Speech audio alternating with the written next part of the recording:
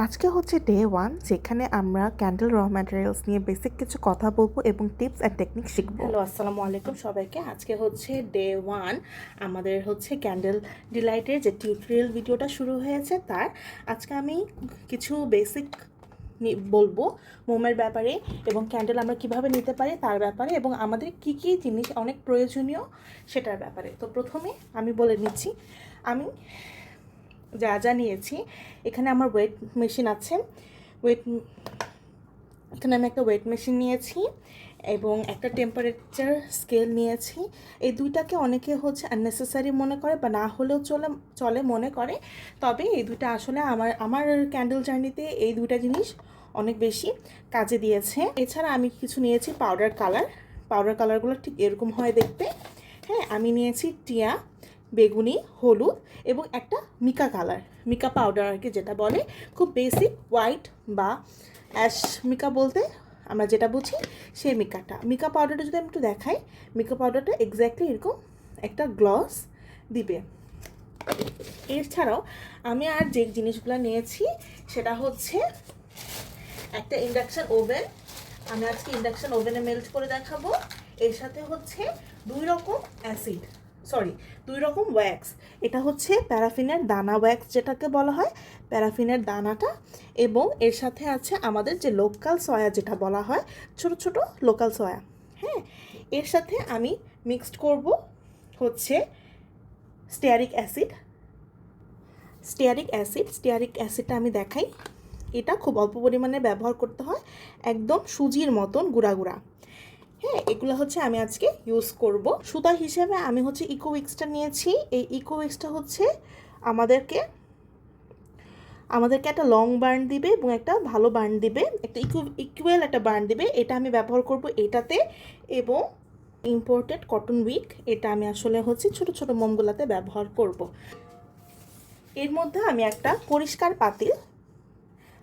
পাতিল দিয়ে দিলাম। এখানে পাতিলের ওয়েটটা চলে আসছে এবং আমি এখানে ওদের টেয়ার একটা অপশান থাকে, এই অপশানটা ক্লিক করে নিলে আমার এই পাতিলের ওয়েটটা এখন নিচ্ছে না। তো এর মধ্যে আমি হচ্ছে একটা মিক্স বানাবো, যে মিক্সটা আমার হচ্ছে 60-40 অনুপাতে। তো আমি যদি 100 গ্রাম হচ্ছে আমাদের যদি মিক্সটা নেই, তাহলে আমি প্যারাফিন নিব 60 গ্রাম। তো আমি এখানে হচ্ছে 200 গ্রামের মতন মেল্ট করব। তো 200 গ্রামের মতন হলে প্যারাফিন হয় হচ্ছে 120 গ্রাম। এখানে আছে 97, হ্যাঁ 120 গ্রাম বা 122 গ্রাম।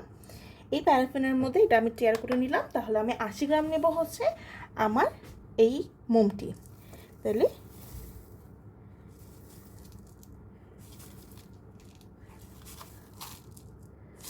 আশি গ্রাম, এখানে 85 চলে আসছে। হ্যাঁ, 80, 79,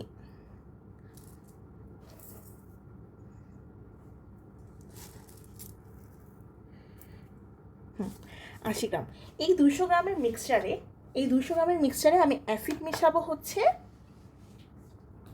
ঠিক এই 200 গ্রামের 1% মানে 2 গ্রাম।